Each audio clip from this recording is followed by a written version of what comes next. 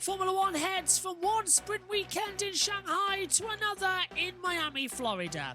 We're here at the Hard Rock Stadium, the Miami International Autodrome, for round 6 of the 2024 Formula One season, dominated by Max Verstappen.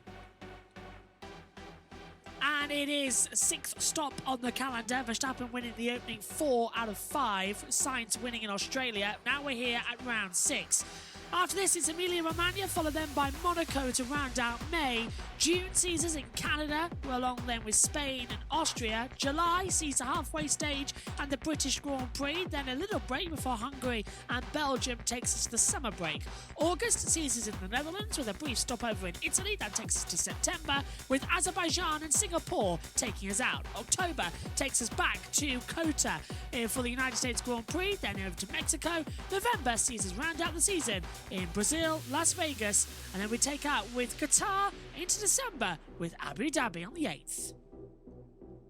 In the driver standings, Max Verstappen leads on 110 points, Sergio Perez on 85, Charles Leclerc 76 to Carlos Sainz 69, Lando Norris and Oscar Piastri 58 to 38, George Russell's on 33 to Claire Alonso, who's on 31, Hamilton on 19 with Stroll on 9. Tsunoda has 7, 6 for Behrman, and then 4 for Hülkenberg and 1 for Magnussen. Albon, Ocon, Zhou, Ricciardo, Gasly, Bottas, Sargent, still with no points on the board. Red Bull lead on 195 points to Ferrari's 151. McLaren have 96, Mercedes on 52. Aston Martin are 5th with 40, and then it's a big drop before RB have 7, Haas have 5. Williams, Alpine and King Sauber still no points for those 3 teams after the opening 5 races, despite both being close in the opening stage. Alpine, though, still with one of the worst cars on the grid.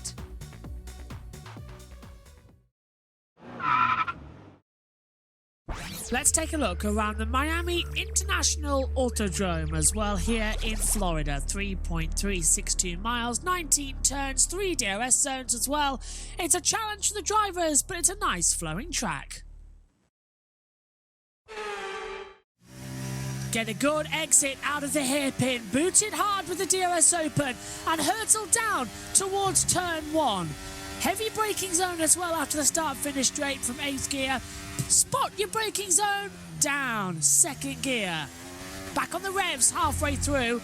Balance the curves, quite single file through here. No chance for a double overtake before you fly into turns 4, 5, 6 and 7. A bit of a touch of the wall on the inside.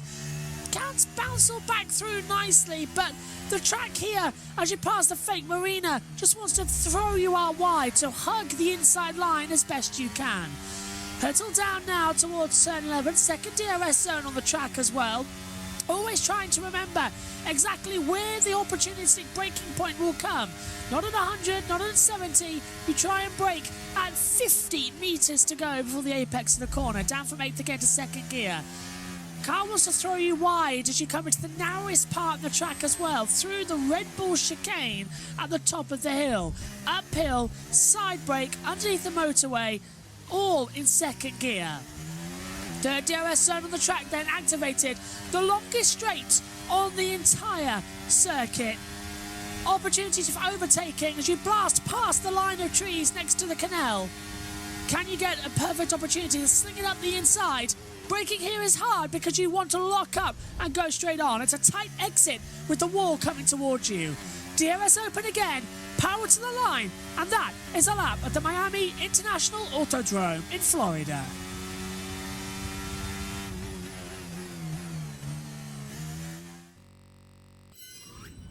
Hello, everybody, and welcome to Miami for the 6th round of the 2024 Formula One World Championship. And it's another sprint weekend as well. We're here ready to go. We get one practice session, then into the sprint shootout. Tomorrow morning, we have the sprint race, then the normal qualifying, and then we have all action go for the Grand Prix on Sunday. We're live on Twitch, on JB Motorsports Twitch. We're live on JB Motorsports 2 as well. And hello to everybody watching us delayed on JB Motorsports as well. Well done for sticking with us, and hopefully you enjoy all this weekend's action. We'll be live across JB Motorsports 2 and Twitch throughout the weekend. Hopefully tomorrow we get our JB Motorsports 1 back for the sprint race. If not, you know where we're going to be. The links to all that is on Twitter as well, at JB Motorsports X, and you can find out exactly where we are with links directly to these live streams. But we're all set to go. Josh T is alongside me, a couple of minutes away from the first session, and 10% chance of rain, but for once in sunny Miami, we are actually predicting some wet weather, which means that this session is even more crucial to give us data for Sunday. Good afternoon. Good evening, I should even say, JT. Hello, yeah, absolutely. And when it rains in Florida, it rains. So we'll see what happens there as well. But we're here in Miami. Miami is a weird one. It's a little bit like Marmite. You either love it or you hate it. And most people hate it. Don't say that to Maddie Patterson. She might actually not come back on the air again if she says anything like that again. To come on. It's not supposed to rain. It is supposed to rain. There is a chance of rain. There is meant to be rain. Yeah, wet start is expected for the for both races, actually, the sprint and the Grand Prix. We're expecting a damp start to proceedings. So fingers crossed it won't rain, but there is that opportunity. So we're getting ready, all set then for the first practice of the weekend. We'll be here throughout it as well. McLaren are going all in this weekend as well. 10 upgrades on their car, 9 times performance, and 1 for circuit specific as well. 50% of the upgrades are on Piastri's car. 100% upgrades are on Lando's. That'll change going into the sprint shootout later on as well. But definitely McLaren looking ready to go, like they've got the opportunity to go for it as well. We've also got F1 Academy. Their second practice session follows us before we go into the sprint shootout as well. So there's all sorts of drama to be happening this weekend. I think, JT, as well, we should be in for a fun evening of racing for F1 Academy. Yeah, absolutely. And F1 Academy, of course, with the Formula One going around with them as well. But yeah, it should definitely be a good one. Stand by for action then. Here it comes. It's the Miami Grand Prix weekend. It's the first and only practice session ahead of the sprint race tomorrow. It's going to be crazy and energetic. Expect a lot of running. Up in the commentary box, it's myself and Josh T.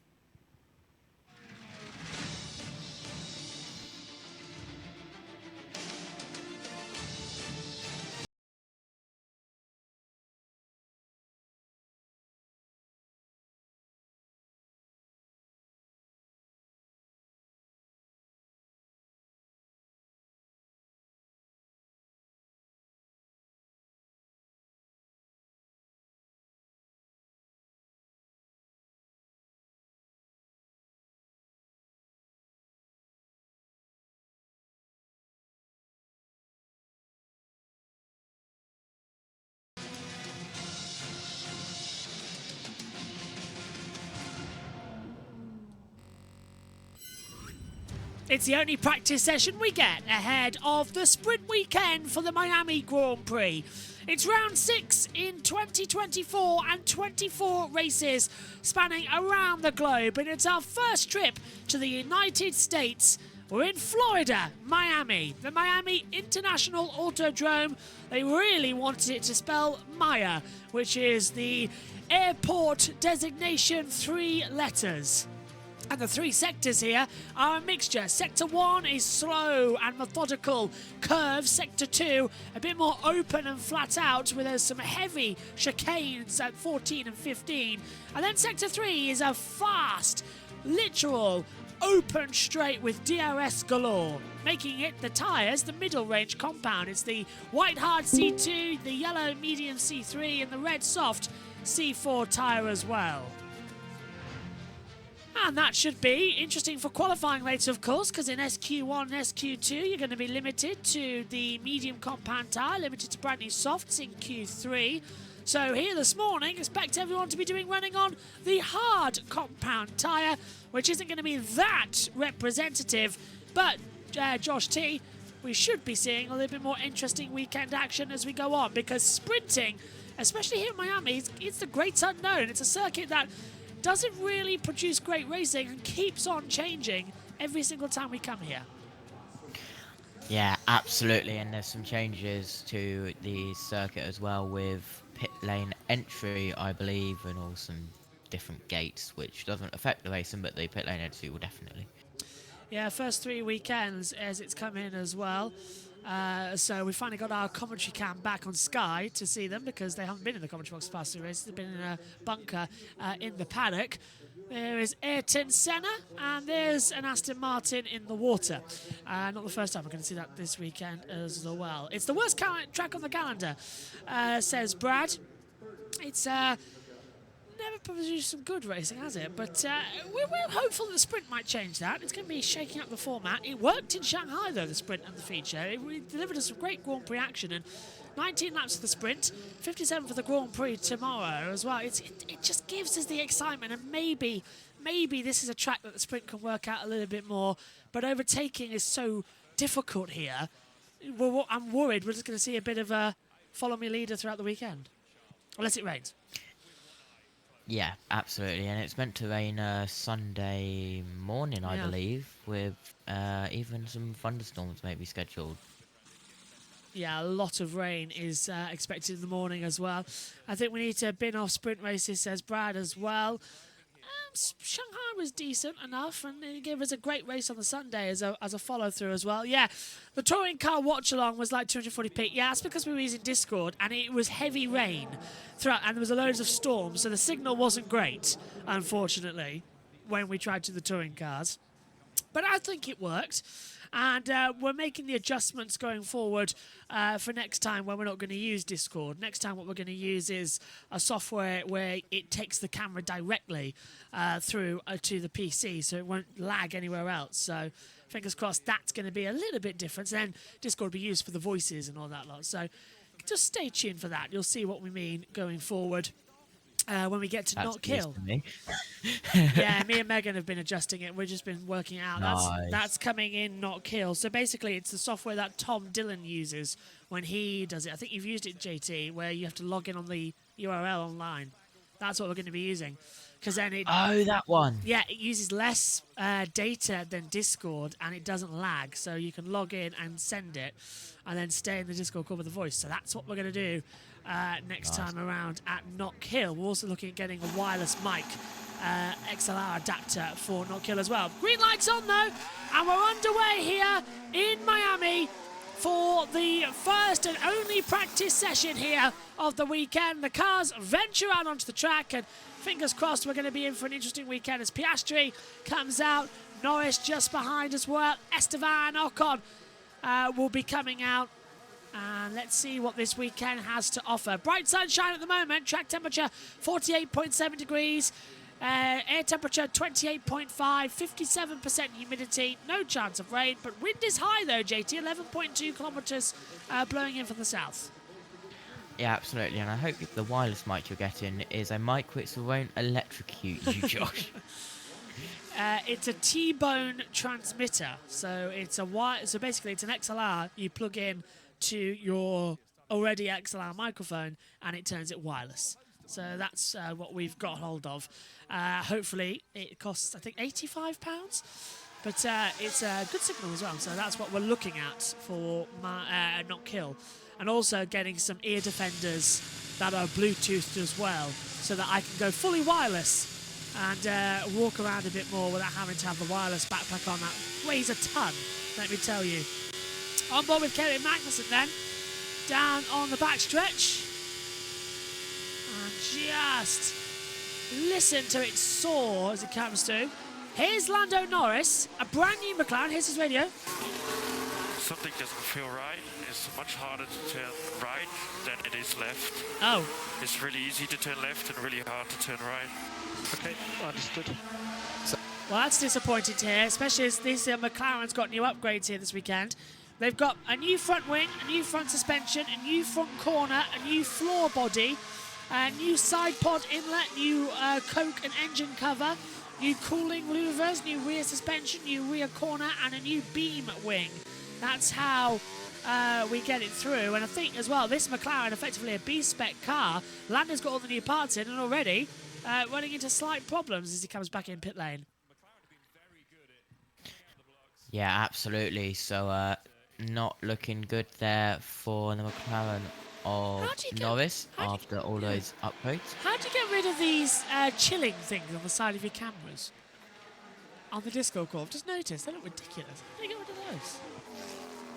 Dear me. They are a little bit annoying, aren't they? They are, yeah. Yes, the chat talking about last year's Sprint Racing Qatar. That was amazing, the Sprint Racing Qatar. Let's head down there to the pit lane and join Tech Babbitt. All the upgrades they brought here and just check that they work and interact well with each other. Obviously, having 10 of the upgrades, Crofty, that is quite a lot. And there are some that are on at the moment which are not able to be changed. Obviously, rear beam wing, front suspension, front corner, rear corner as well. So many of them, there is a lot to do for McLaren. A few upgrades, though, Aston Martin as well. And that's impressed me, Crofty. Having brought some new bits to China, they brought some even more new bits to here in Miami as well. And I was going to tell you what was new on the Red Bull.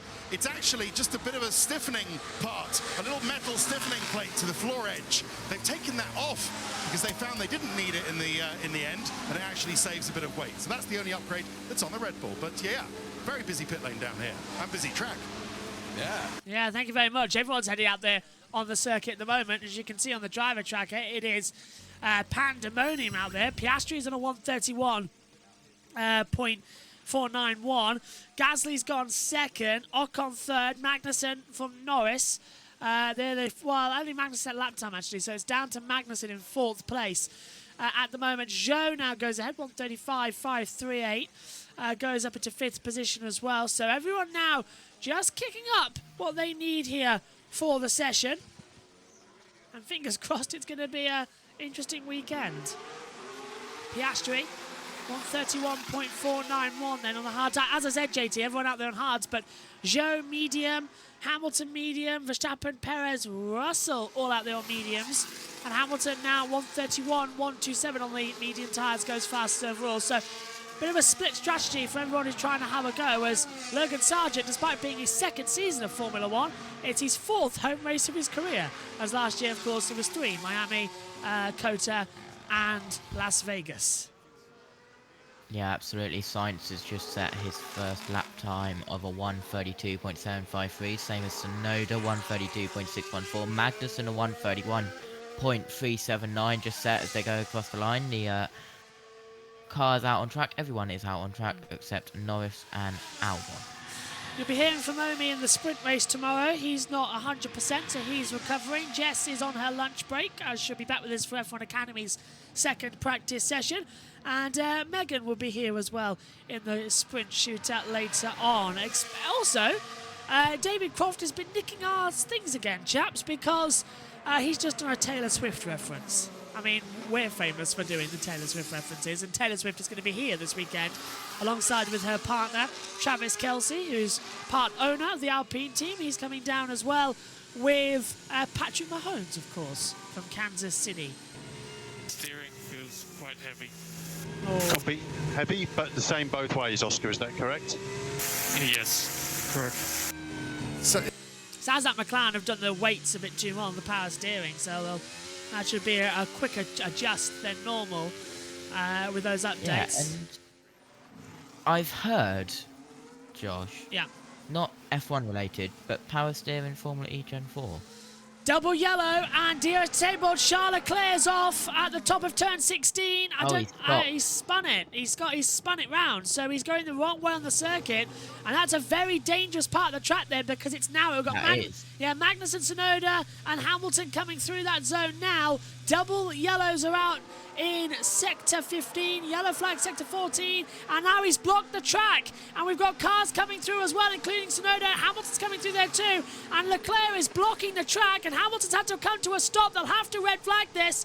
Hamilton's now come to a stop, and Charles Leclerc has blocked the circuit, exit of turn 16. Hamilton's come to a stop. Verstappen, Perez, Russell coming through. They'll have to stop this. They'll have to throw the red flags because the cars are going to start overheating. Hamilton can't get out. Leclerc's doing an 1,000,000-point turn, and now Hamilton just about gets away with it, but Leclerc is sideways on the circuit. Now we've got Verstappen coming through, and Leclerc now completely Austin Powers is sideways on the track. No sign of the red flags, but the doubles are out, and everyone now taking it very easy. And Charles Leclerc has got himself into an almighty pickle right now. No sign of the red flag at the moment to come through, but that's Leclerc. I think he's now also stalled the engine, JT. Yeah, absolutely. So this should be a red flag, and Omi, you can look away now. Has he restarted on the battery power? It is possible to do that. Double yellow now, Sector 15. Well, this is... And now Sergeant Sainz coming through as well. Oh, this is ridiculous. What we need here is a red flag, someone to go out there with a trolley, swing the car around, and away he goes. It shouldn't be this difficult. Let's see how he's done it. Replay. So it's through the chicane. So he's going to loop it round. I reckon he's going to touch the curb and it's going to loosen the rear. Yeah, exactly that. Curbs are too high there. So many people have done that. Just touch the inside of 16. I'm having a look and seeing Leclerc's engine. No, Leclerc's lost the engine, JT. I'm looking at on the battle screen here. We take a look, actually. Take a look at his throttle. He's down in P7. He's got no speed and no throttle and no brake. So that car has completely... And it's now a red flag situation. They've stopped the session. The car's gone.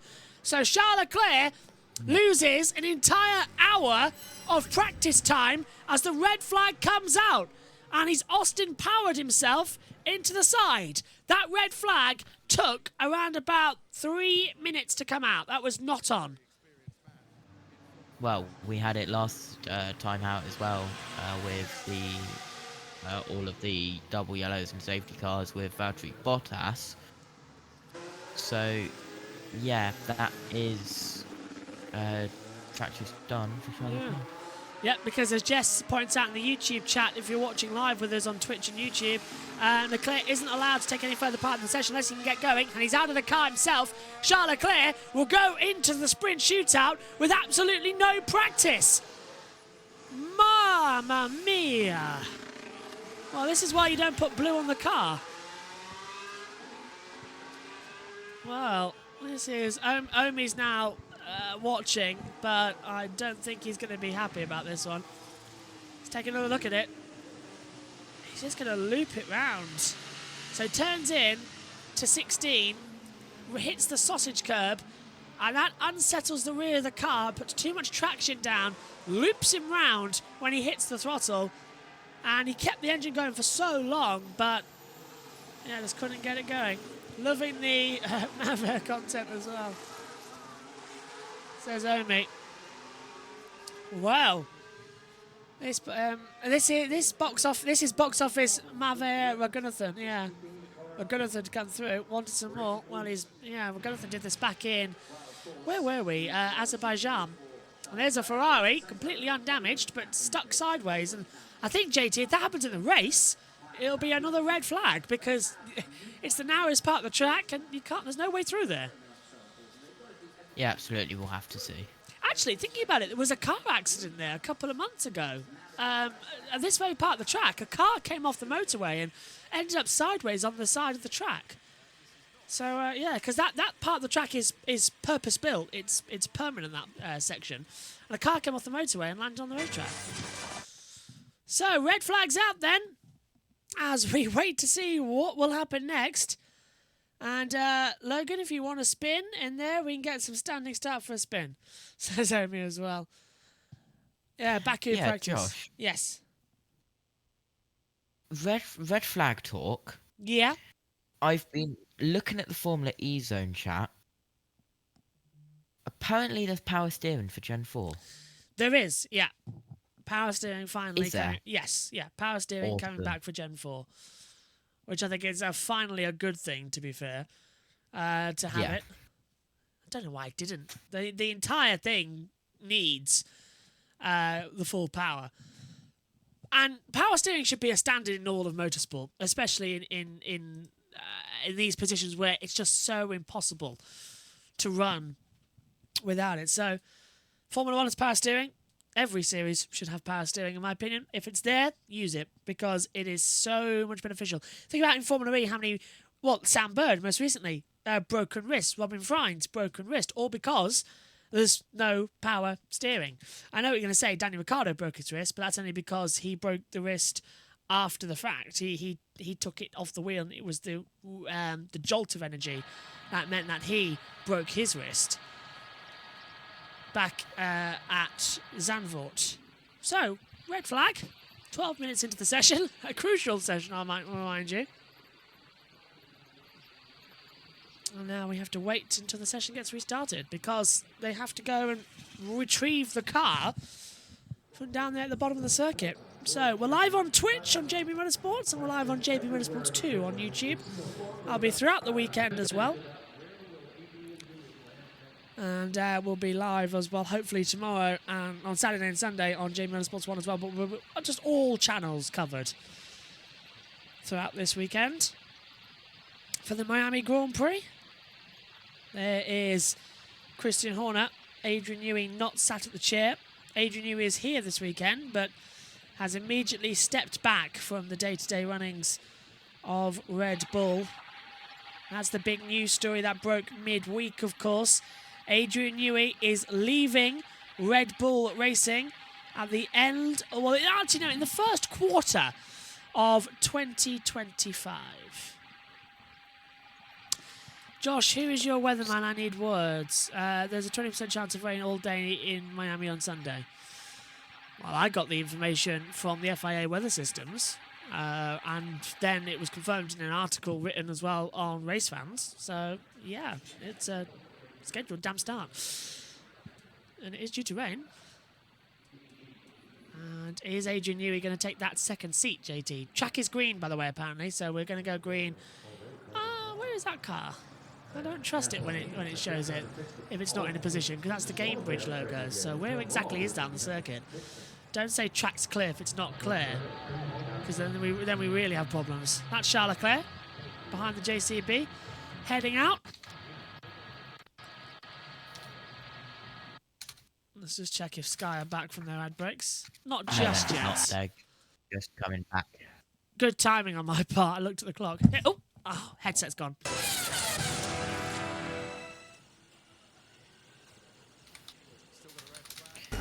Here we are then. or have we? No, the track is now clear, but it doesn't look like anyone's going out in a hurry here. So what? Well, we haven't restarted, Crofty. That's why. The track is clear, but we haven't had a restart time from the stewards. That's why. And also just may or may not have just pulled my entire headset off me because the leader was out of position. Session will restart at 12:46, so in 45 seconds' time, we're going to go back to green flag running. Well, top of the minute, actually, as you can see on the top there. Yeah. I don't get the Adrian Newey. Let's hear from Nico Hülkenberg with Ted. And now you're a Works Audi driver for next year. Yeah, not yet. It's all in the future, but it is happening, and obviously very happy, excited about it, and quite unusual for me that I know so early in the season where my future will be. That's obviously quite comfortable and happy, and also obviously it takes that subject away so we can focus on the remainder of the season with Haas. That I obviously want to finish as successful as possible. Nico Hülkenberg has been confirmed as one of Sauber's drivers for 2025. What was your reaction when you heard the news? Of course, the timing is quite early and a little bit surprising. But the driver market is starting to move, obviously, and it also kind of makes sense. He's German, and Audi's made pretty clear that they want a German driver. So it's all good. Let's see what happens next. Yeah, I mean, surprise, I don't think it's a big surprise, but I think a little bit more surprise is probably the time of the announcement. It's been quite early of the season, but on my side, didn't really change my approach. I'm focused on deliver my results, the best shape is possible for the team, also for my future heading off. So I don't know where I'm going to be, either here or somewhere else, but right now I'm just trying to put myself on track and give the opportunities to see. Well, that to me sounds like Zhou Guan Yu's off. Valtteri Bottas has already said that Audi made it clear they want a German in the team. I think, JT, what this is basically saying is we're going to have Hülkenberg maybe alongside a certain other driver that we've now got to discuss about. Hülkenberg has been locked in. Who do you see taking that second seat at Audi in 2026? Or even maybe next year? Yeah, Audi. That's a difficult one, I think, because there's so many different drivers in Formula 2 that want to come up to Formula 1, but there's also returning drivers that have been in Formula 1 but have been put to the sideline. Mick Schumacher comes to mind. Yeah, it does. Mine as well. Is Mick going to come back and have an old German lineup at Audi? Kind of makes sense. Sebastian Vettel's been thrown around a little bit, but he's also been thrown with a link to Mercedes to replace Lewis Hamilton. Max Verstappen has sort of squashed those rumours. He's moving to Mercedes after saying that even a $250 million salary wouldn't tempt me away to what Mercedes is doing right now. But would Adrian Newey tempt him away as well? This is the big chessboard that's being played out in front of us. Let's talk about this Adrian Newey situation as well. I'll give you the full news. It was announced on Wednesday that Adrian Newey was leaving Red Bull at the first quarter of 2025. Now, whether that is anywhere between January the 1st or March the 31st, that's the question. But importantly, he's stepped away immediately from the day-to-day running of Formula One's aero department. He's now focusing on the RB17 hypercar.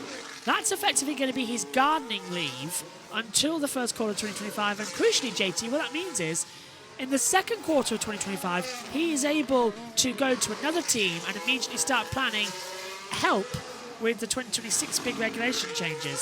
So, who or where is he going to go to? Will it be Aston Martin? Will it be Ferrari? Is it Mercedes? Even Kobe Lambert mentioned the other day on the Grid Tonight show, could Andretti or Audi be a situation? It's an endless possibility. So, first of all, what did you make of the news, and where do you think he could go? It was actually a little bit surprising. I know it was rumoured quite a lot, but again, with what happened with Hülkenberg, it's the same way I found out that it was when I was researching for my speaking and listening thing. I was doing it on the motorsport, of course, and I was looking at websites for stuff, and it came up on like the read more. Adrian Newey leaves Red Bull, and then the day after it was Nico Hülkenberg, or one of the way.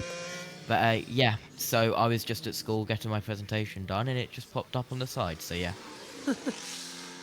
Whether or not we're going, as we see a bit of a lock up there for Tsunoda, and he's been told to be careful down there turn one. So Checo actually, I think, as well. Let's look at the screens. So everyone locking up ever so slightly. But yeah, so let's go through this one by one, because Adrian Newey is a very, very, very big deal in Formula One. Mercedes, the team that were affected most by the regulation changes, as we hear from Mando. I mean, it still doesn't feel amazing. It still feels harder to turn right than it does left for the time being. But I'll just continue and see if it changes at all. That's wrong. Yeah, so Lando's not happy with that one. Yeah, so Mercedes, the team most affected by the regulation changes. They went for a more ground effect car with no side pods. Took them a year and a half to ditch that concept. Now they have side pods, but the last year's car wasn't a winner. Only had 2 pole positions. And this year, it's looking a bit worse for wear as well. So, Adrian Newey has sort of fixed what Mercedes have done this year with the RB20. So could he go to Mercedes and rescue their team as a sort of swan song? Could he link up there as well with Max Verstappen, who is top rumoured to leave Mercedes? Could that be Toto Wolff's ultimate middle finger to Christian Horner to snap his star designer and his star driver? I mean, yeah, absolutely. That would be a good way of doing it. But personally, I don't see There he is. both Newey and Verstappen going to Mercedes. But then again, it's Formula One. Anything can happen. Let's talk about Ferrari then, as it seems to be the most likely. Adrian Newey did have a meeting with somebody from Ferrari in London on Thursday. Fred Vasseur arrived today, so did Adrian Newey. The rumour is that they had the meeting together. That's unconfirmed at this time. What is confirmed is that Adrian Newey had a meeting with someone from Ferrari. He's expressed interest in wanting to work with Lewis Hamilton and Ferrari before. And while we ponder on that, let's head down to Martin Brundle, down at turn 8 and 9, down to 11. Yeah, I'm on the inside of turn 11. It's quite a long way out here, but it's worth it. Now I've made it. It's quite a slow corner, so they rock up at a couple of 100 miles an hour, just over 300 kilometers per hour. Minimum apex speed here, just 56 miles an hour. And they don't actually, this is turn 11, when they go into the sort of never-ending right-hander of 12, they don't get full throttle between the two. They're really tickling and just controlling the back of the car, the wheel spin. They really don't hustle between one corner and the other, which really stands out to me here. Now you can see the back of the Aston Martin there on hard compound tyres, just complaining a little bit as the driver tried to put the torque onto two-wheel drive cars, of course. No traction control or stability control or anything like that. ABS, of course, nothing. So it's all down to the nut that holds the steering wheel and how he or she manages to progressively put the throttle on. As we see George Russell there, who drove me around here yesterday in a Mercedes in a most impressive manner. I don't know why I'd be surprised about that, but he's a drift master as well as a Formula One master. He's finished 5th and then 4th here in the 2 races we had, and he seems to like and know this place really well. A car, Williams locked up just before you threw to me and had an awful stench of scorched Pirelli Formula One tyre down here. But so they're just finding their way in. There are 3 big stops on this circuit. This is one of them. But it's, as I say, it's really striking me just how cautious they have to be between the two, and remind you how big and how fast the Formula One car is. The blue, when I saw the images of the Ferrari, I thought, yeah, all right, yeah, not bad. It looks like they just saw it. Right, spray a few bits of this car blue, will you? And we'll have a new livery for the weekend. But I must say, on track, it's really quite striking, particularly the blue wheels. And of course, we've only got one car out there at the moment. So early days in this sprint weekend, but the drivers are finding their way through here nicely. I'll move on. Thank you, Martin. Max Verstappen down into turn 17, getting past Lewis Hamilton on the outside line. Locks up and runs straight on, and luckily is able to do a little bit of a better 360 than Charles Leclerc and gets out of it, JT. But just a snag at the brake caused by Hamilton being in his eye line for the braking zone. Yeah, absolutely. So just running a little bit deep there and gets it turned and continues. And there's Charles Leclerc. The pain behind the eyes there for Charles Leclerc. Back live now with 34 minutes and 30 seconds to go. And there's Alonso, who's passed Hamilton on that back straightaway. Stroll and Hulkenberg coming in there as well. White flags are out as everyone is slowing, because this is where you push at the exit of the penultimate corner to get a good run at the exit. And away. Look at Hamilton, he was almost at the wall there at the exit as well. But this is putting down the rubber. The track's improving every second. We saw this in the F1 Academy practice 1 this morning that Jess was leading the coverage on. It was just so much better traction and lap after lap. And now we're going to have bit cool, the track temperature actually now. It's up, actually, 51.3 track temperature. That's insane, JT. 50, oh, yellow flag, sector 3. And I think it's Danny Ricciardo. It's gone green now, so it's, well, it was either Joe Sainz or Ricciardo who must have cut the corner at 14.15. So just gone over that little straightaway. Hamilton's got the fastest first sector of anyone at 29.778. So Lewis is finding some deltas that are working for him as he goes past turn 11 where Martin Brundle was. Round turn 12 and the fake marina into 13. Then the chicane at 14 and 15. The tight uphill section. Oh, and jumps over the curb massively. Why that section of track is here, I don't know, as Sainz goes third. But Hamilton is on rails here. What's his second sector? He's faster than Perez, but he's not fastest overall.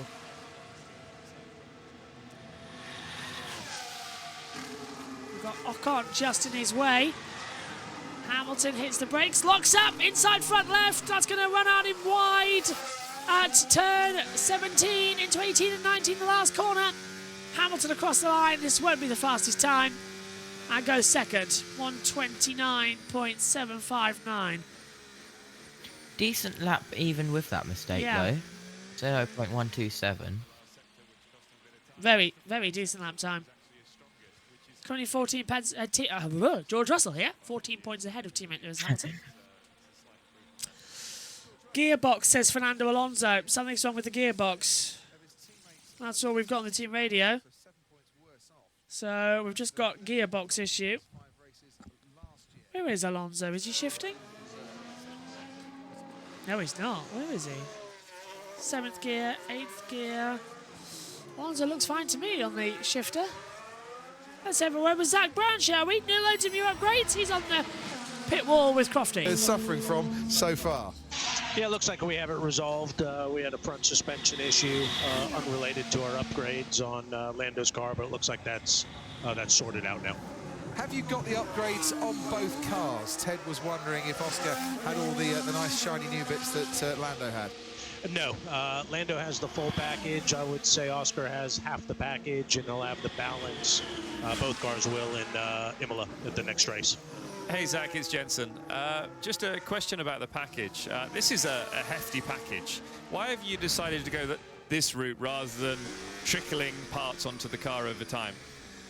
As you know, a lot of the elements are interrelated, so we felt it was better to come out with a big upgrade where all the items are working together that we think wouldn't work as well if you kind of did parts of it at a time. And yeah, so Zach, is there a risk factor in bringing the parts to a sprint weekend? So is that the drivers? Do the drivers get involved in that decision as well beforehand?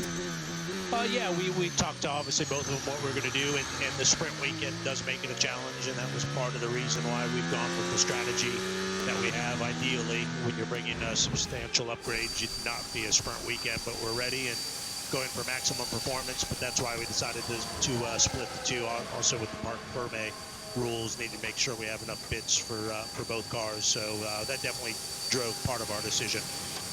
And just finally, Zach, a lot of chatter about Adrian Newey leaving Red Bull at the moment as one of the biggest stories in Formula One this year. Williams have said that they've had light discussions with him about a potential return to Grove. Any plans at McLaren to reunite Adrian Newey with one of his former teams?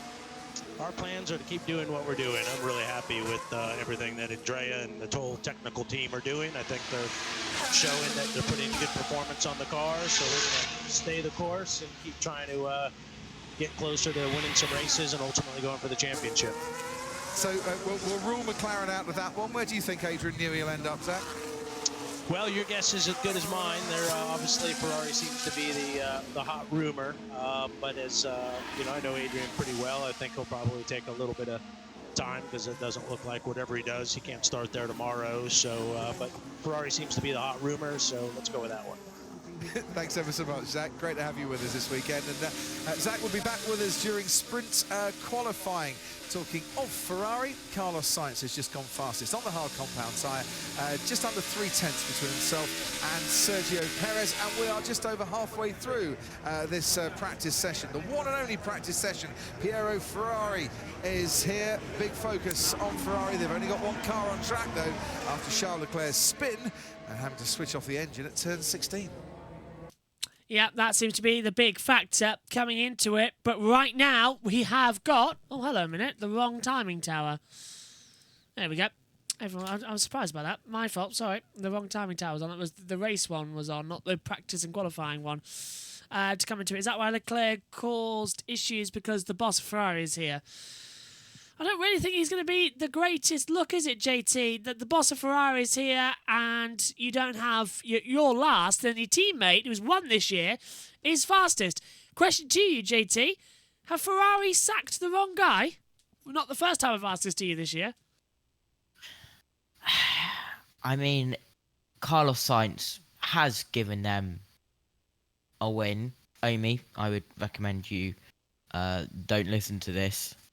But I think they have. I honestly think they have, because look at the stats. The only person in the past 2 seasons to win a main race, not excluding sprints, is Carlos Sainz and Max Verstappen. Carlos Sainz in the main Grand Prix has been the only person who has been able to defeat Max Verstappen, and it's happened this year as well.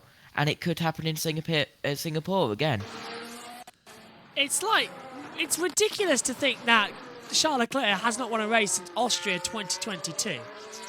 And in a car that has proven, as you say, time and time again to be a race winner, Leclerc is worse. Leclerc was second in the driver's standings after Australia.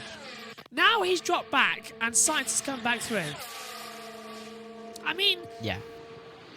I just can't believe it anymore, the fact that they've got rid of Carlos Sainz. I think Sainz is coming to his own, but now the question is, where does Sainz go? To link back to earlier on with that second Audi seat, does he follow his father and go into Audi and takes over alongside Nico Hülkenberg? Because Hülkenberg and Sainz, questionable, but with the way Sainz is performing right now, that's a strong lineup for Sainz. And Hülkenberg, again, he's made it through to Q2 twice this year, and into Q3 3 times. Yeah, absolutely. And yes, Sainz and Hülkenberg is questionable, but to be fair, I think it could work. And that would put Sainz in a place for his Audi. We'll have to wait and see. The tables are turning in F1 2024. Let's take a look at Max Verstappen. This is at the chicane at 14 and 15, just getting a little bit too close to the wall and sliding it around. We've switched to the pit lane channel while Sky F1 are on ad break, so we can have the pictures still up. And yeah, Max is looking a bit scruffy out there today, isn't he, as well? He's locking up everywhere. He's going wide. I'm locking front too. I'm front locking too quickly at the peak, as everything a bit blotchy at the moment, streaming on that. So yeah, just a little bit treacherous. It looks like the Miami pictures this weekend, JT, are just freezing every single second. They can't get stabilised. Yeah, and we'll see if that improves as well. And Sky should be coming back. They're not back yet. I'll tell you when they are. Yeah. They're just showing the coming up this weekend. Oh, Sainz! What? Couple of big football games, and they're back. Yeah. Oh, great. Sainz done a 1:29.331. So. And here is Verstappen getting very close and this is getting the replay. Big slide. This is a replay of the replay that we saw. And this is him locking up again a few moments ago. So just running it wide. Sky repeating what you missed in the break. Let's hear from that radio finally. Radio says this. I'm front locking too quickly at the peak. Okay, so that's what it is. I'm locking too quickly at the peak. Oh, whatever. Giving up trying. Back to live pictures here in Miami. Sainz on top of this session. Let's do a quick run through for everyone listening in on USRN and WSR and everyone who takes our radio broadcasts. Sainz top, 129.331 on the hard tyres. Perez second, Hamilton's third, Russell fourth, Piastri fifth, Zhou sixth, Ocon 7th, Alonso 8th, Tsunoda 9th, and Gasly goes into 10th. Stroll's 11th with Ricciardo 12th, Norris is 13th, Bottas 14th, Hülkenberg is 15th, Verstappen 16th, Albon 17th, Magnussen 18th, Sargent 19th, and Charles Leclerc has put it into 20th place. Lando Norris sliding round the chicane at turns 14 and 15, and he's got a good exit now. He's following his teammate Oscar Piastri. He moves out of the way. Norris goes through on the left-hand side with DRS open down towards the breakers over 17. I think Lando's got a good opportunity here this weekend if he can get that car working. Let's head down to Martin Brundle, who's at that 14-15 chicane. Feels a bit like being in Monaco, frankly, because if you watch the cars inside turn 14 here, the tiny little chicane, they sort of drive towards us here on the apex of the corner, and then I'm seeing a lot of errors in here in the few minutes I've been watching because and I make, we're in a slow corner again. I make no excuse for that because this is where most time is won and lost. The high-speed stuff is heroic, but this is technical. You spend longer in a slow corner than a fast corner, of course, and there's more to be won and lost, and they have to pick up the throttle, balance the car, get some weight transfer to the outside so you can run over the curb on the inside and just have the car beautifully balanced. Some I've noticed, the Williams particularly, they're trying to just flick the back out a little bit to help the car turn. But if you hit that curb on the apex too hard, you just bounce towards the outside. Sainz there was giving it quite a wide berth, actually. And you can see how it's quite a valley. I really hadn't noticed how much up and down it is through here as well. There's just 60 miles an hour, minimum apex speed.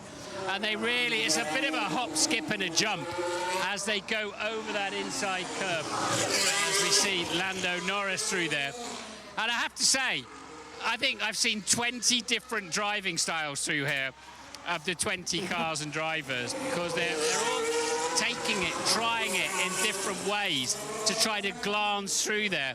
Sometimes it works, sometimes it doesn't. You can see that this is an error generator in the race. Fascinating little piece of track, actually.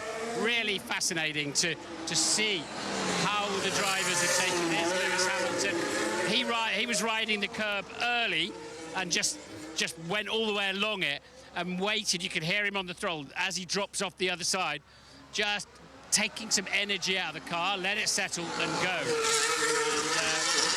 And, the Aston Martin there looking rather vertically stiff as it went across the curb. So obviously you need what they call single wheel travel but we don't have much of that with the ground effect cars because they run so low to the ground. But you really want to load the outside and let the inside just have a little bit of compliance. You can't then do that in the high-speed corners or down the straights because otherwise the car just crashes into the ground. So this is a huge compromise through here for both car and driver. Back to you, Crofty. Thank you, Martin. And certainly after being trackside at Donington, I have a new respect for Martin walking the track and everything with his, even though he has got a scooter, because it is long walks. And JT, you know as much as that about anybody with you going trackside as much. When are you next trackside for a touring car? Am I doing more than you this year? Unfortunately, yes. Oh, right. Next time for touring cars, I'm thinking it's Brands Hatch GP. Oh, so you only get but one. Next time trackside in general is tomorrow. That is true, yeah. So I won't get be here tomorrow, yes. out of the 11 touring, I get 4 touring cars. I get the season launch, and then I get I did Donington. Now I've got Knockhill, and I've got Brands at the end of the year as well. Where what we'll do is we're doing the commentary for the MotoGP in the hotel room. So, Moto 3 and Moto 2, we won't do those, I don't think, but the MotoGP will be done in the hotel room, back in the comms box here, and then we'll do the touring cars live later on in the day. So, yeah, excited for the final. Yeah, we're going to have 3 people on site for the final. which means somebody had better be controlling the stream that isn't Megan. That's all I'm going to say. Because we're going to have to get someone into Team Viewer and Control. Because what we're going to have is 3 different cameras, and we're going to run it like an old school radio broadcast. So we'll have one of us in Sector 1, one of us in Sector 2, one of us in Sector 3, and then throughout the 3 races of the day, we'll swap places. So I'll be at the start for 1, Josh T will be in Sector 2, Jess Sector 3, then we'll rotate, and then we'll back to where we were at the end. So, yeah, that's how it's going to be. And it's going to be a lot of fun, actually, because it's a Grand Prix layout, so you get some interesting ones. Josh. Yeah, you're not going to say signal's going to go at this part of the track, that part of the track. I hate to break it to you, but the signal at the GP circuit is horrible. Yeah, so you know that line that you were on last time out? After, that's where we're going to be based for 2 different sectors. So, and then someone else will be in the first corner, so, and I'll be at the start, and we'll move around. You can run, like, I did it in race 3. Yes. Yeah. You can run between the start of the GP layout and the end of the GP layout. And if you run fast enough, you can beat it.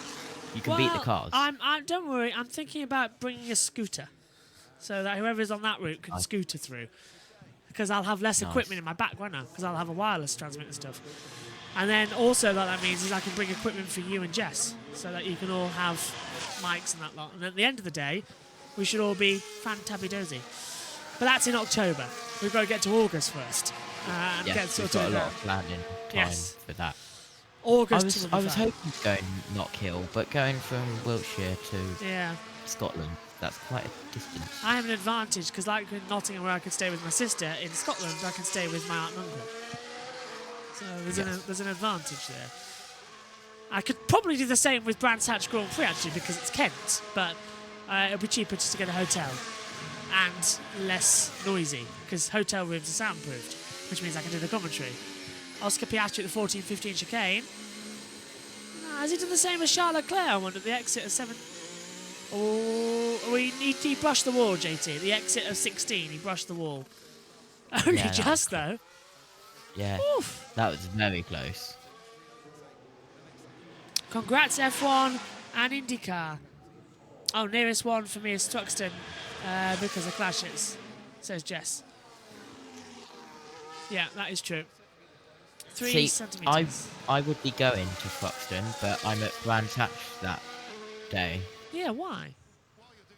The American Speed Fest. Oh, yeah. Is there F1? Is that Brands Grand Prix? Sorry, is Truxton a weekend where I have to be concerned that you're not there?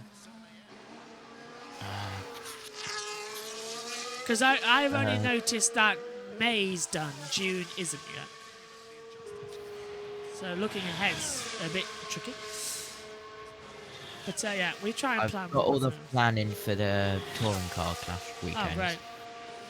Thruxton is Canada, American NASCAR. Ah, okay. So Thruxton, actually, I could probably do Thruxton, but then really scupper myself for Canada. So that's an advantage. Well, actually, that's an advantage. Because didn't you? Thruxton is only Formula 1, IndyCar, NASCAR. Yeah, because I think you said, didn't you, JT, that we could do, me and you could do Thruxton and then come back to your commentary box and do the commentary from there for Canada. Yeah, but you're at Brands Hatch. I remember that. Yeah. Then I remembered I'm not there. Yeah. Next year, maybe. Yeah. Depending on what weekend. That's a good advantage for next year. Although the touring car F1 calendar has been announced. So. Yeah, but American Speed Fest hasn't been announced. That's true. We do that every year. Still, hopefully. Like how the British Grand Prix is like, I can't do anything. That's the one weekend. Nothing can touch the British Grand Prix in early July as well. That's going to be interesting. And nothing can stop me from going to watch NASCARs in the only time they come to the UK. Well, it's weird you say about hang on a minute. The British Grand Prix starts at 3 PM, doesn't it? Hang on a minute.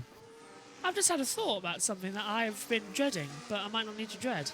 What's this with George Russell and Fernando Alonso? Russell shutting the door on Alonso, who's on a fast lap with DRS open. George, use your mirrors.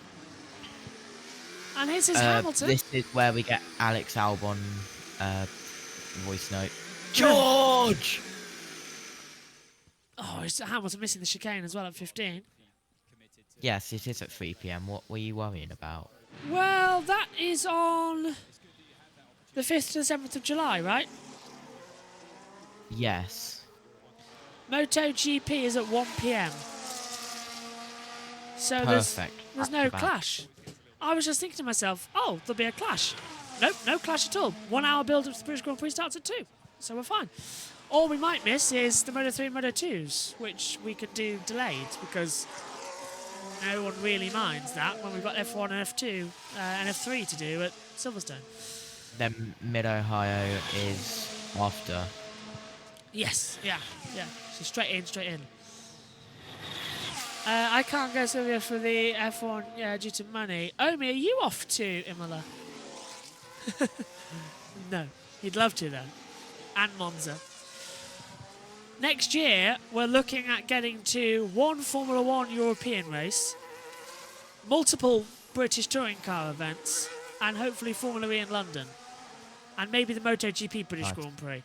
I mean, we could do the MotoGP British Grand Prix this year, but the problem is we're running into so many problems with Dorna. We're just sort of staying away for a while with all that lot. But we're working on that.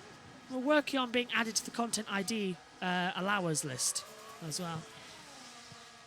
Jess says, I can't wait for the Formula E on the Saturday as well. Amy's been told, look at your emails.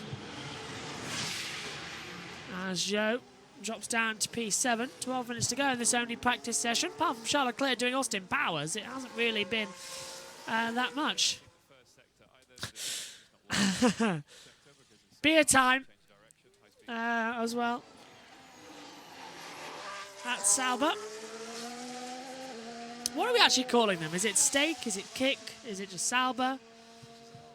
I'm just calling them Sauber. Yeah, it is Sauber. It's always been Sauber as well. Even when it was Alfa Romeo for a couple of years, it was just Sauber. And have you noticed how easy it has been just going back to calling them Sauber? Yes. It's like not even a single bit of issue. Just, oh yeah, Sauber's back.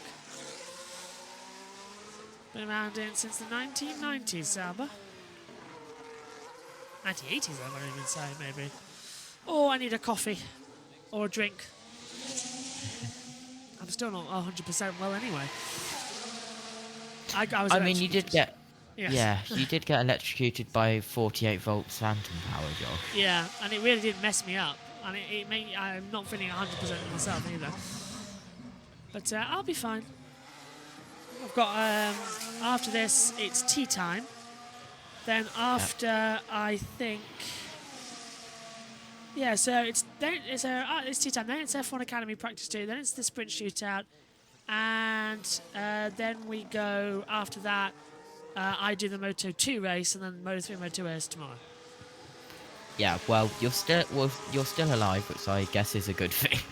Yes, but am I looking forward to a lie-in tomorrow?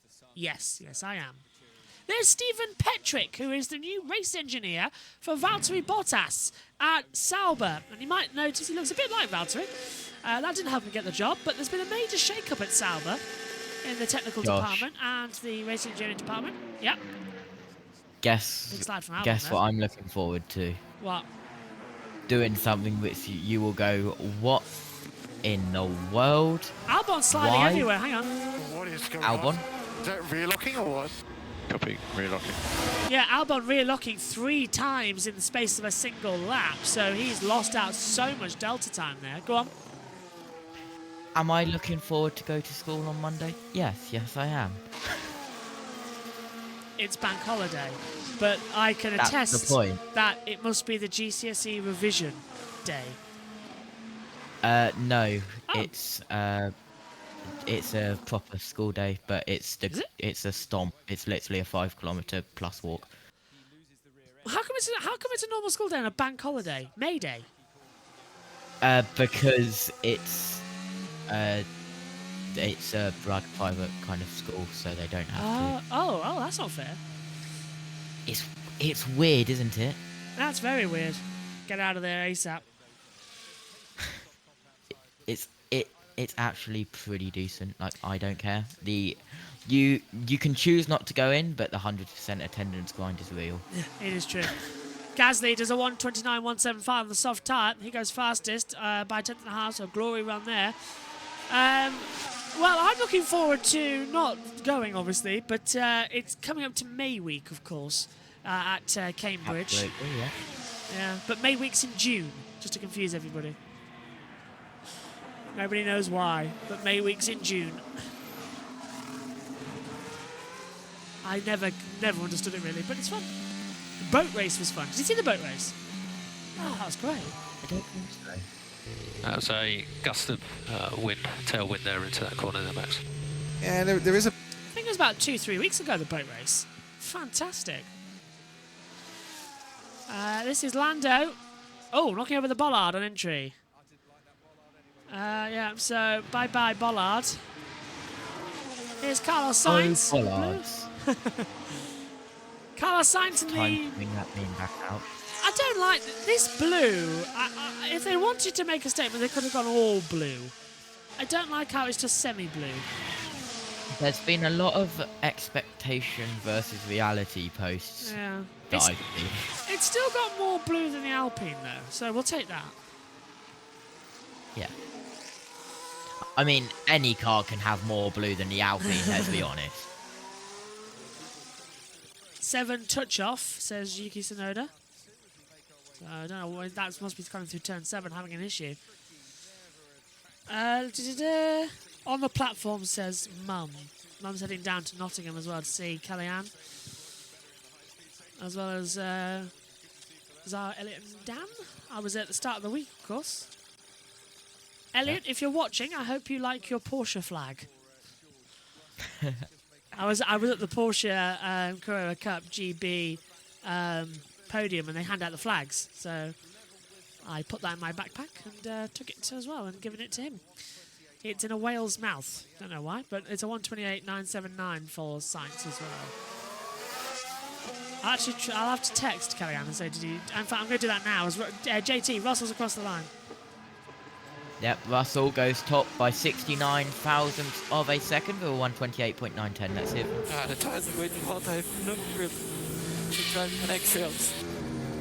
So Verstappen. Now, Okay. I've never driven on eggshells before, so I don't know what that's like. I don't know either. Right, I've The only just, thing I've messaged- driven is eggshell. Not the only thing I've driven is eggshell. The only thing I've driven is a go-kart. Is Tsunoda goes third in the V-Carb with 1:29.172. Hey, it's actually called V-Carb on the timing time. Have you noticed? Yes. It's usually just RB, but now it is V-Carb. Hey! They've actually adopted the name. That everybody wanted them to. V-Carb. Hamilton across the line, goes third. 1:29.012. Much better lap time there.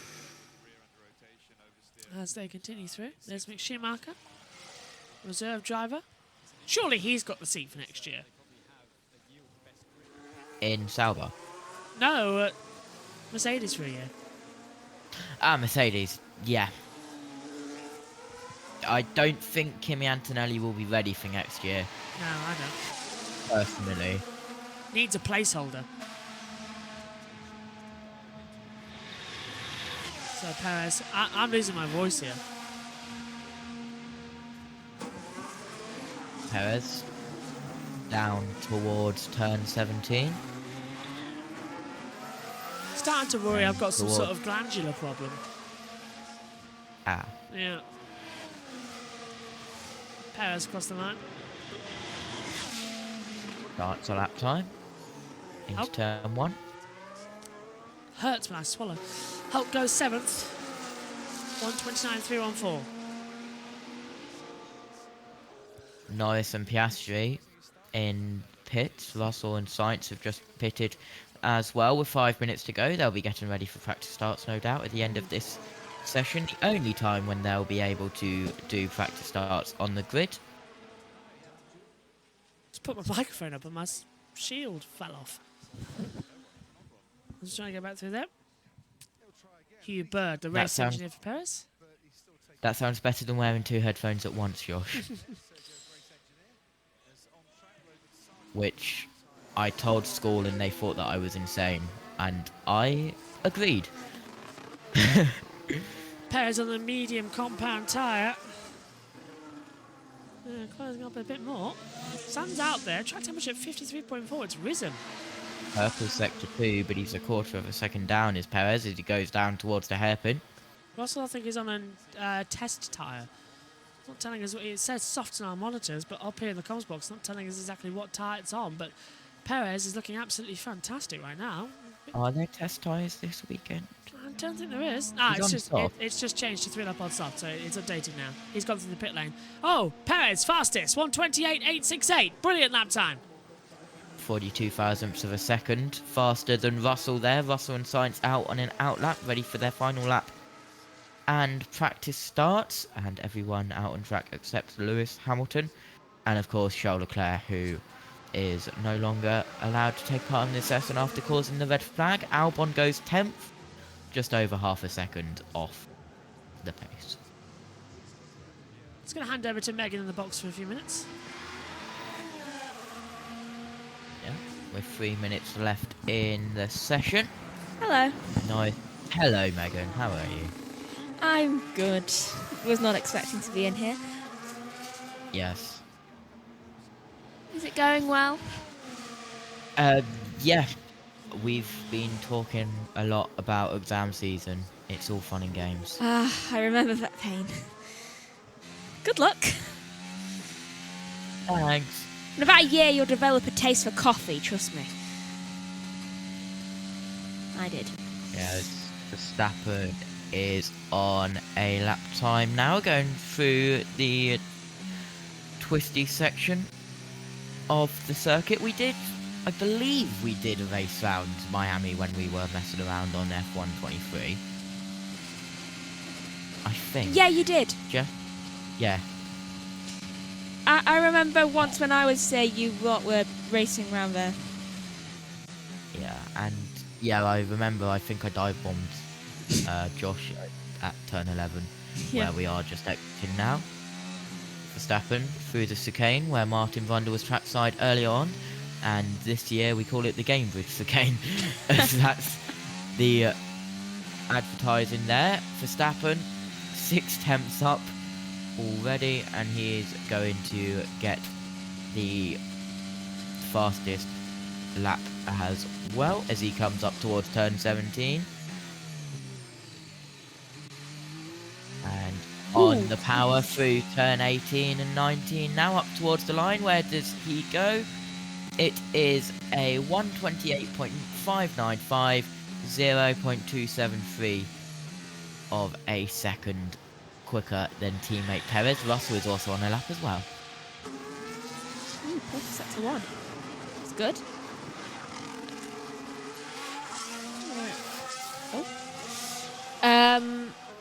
So green sectors 1 and 2 for Sainz. Green sector 1 and 2 also for Piastri, and Russell has just done a 1:28.784. I can't remember. Was he already in second? I think he was. Yeah, Sainz up the into second. Russell as well second, but now not down to third as you said. Piastri across the line goes second. A 10th off the pace of 1:28.7 exactly.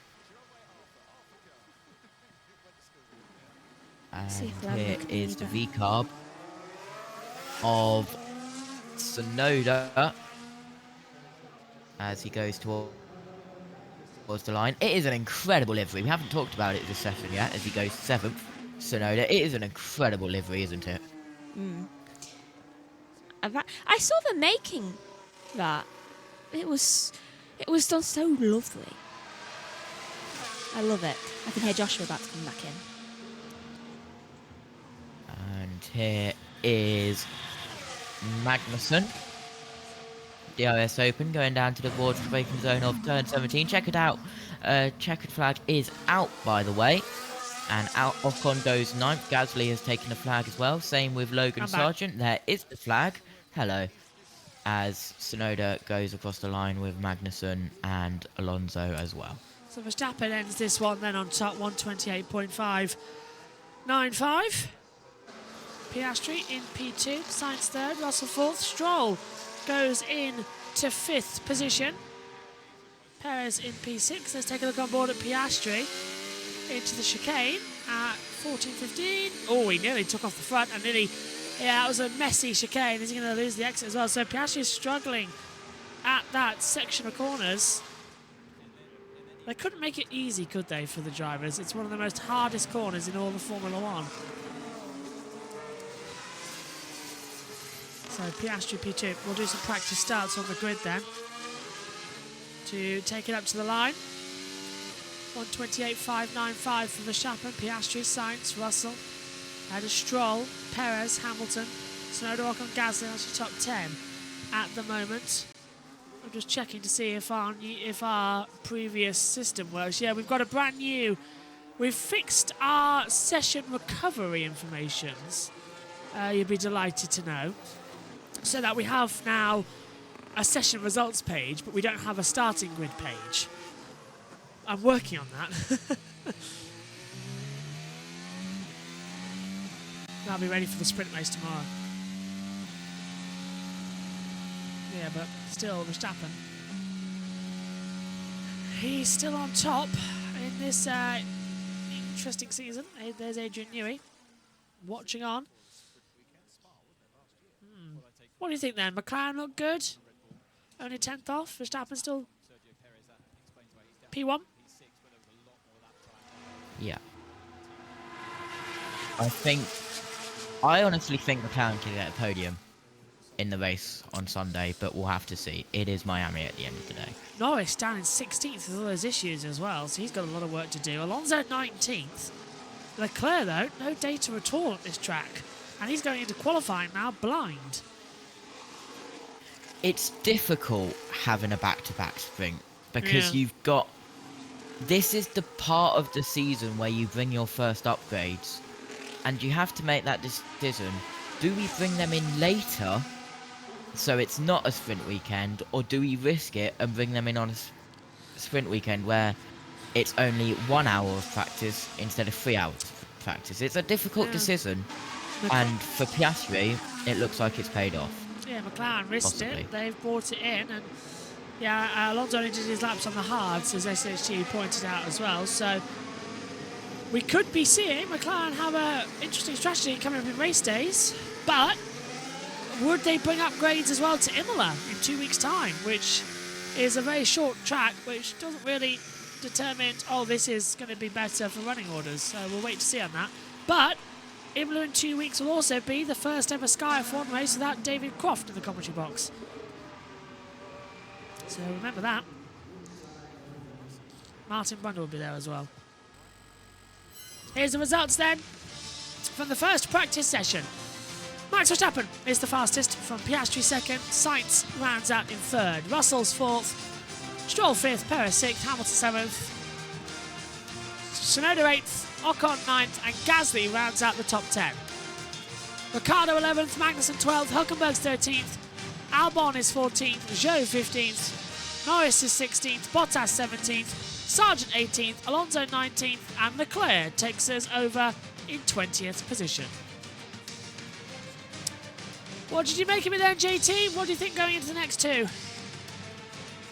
Interesting session, and a little bit concerning about how easily it is for the track to be blocked when a car spins at the tight part of the session, but we've seen what happened when Leclerc did the I am stupid at Baku. But yeah, we'll have to keep an eye on that and see if anything is done with that. Going into sprint shootout, hopefully the McLarens have got rid of their issues. For Piastri, it looks like they have, but more work for Lando Norris needed. Thanks, JT. Thanks to all of you at home. We'll be back in a couple of hours' time then, ready to go for the sprint qualifying. That is at 9:15 p.m, but you can join us at 8:20 for all the action from F1 Academy's second practice. Thanks for your company. We'll see you in a few. Bye-bye.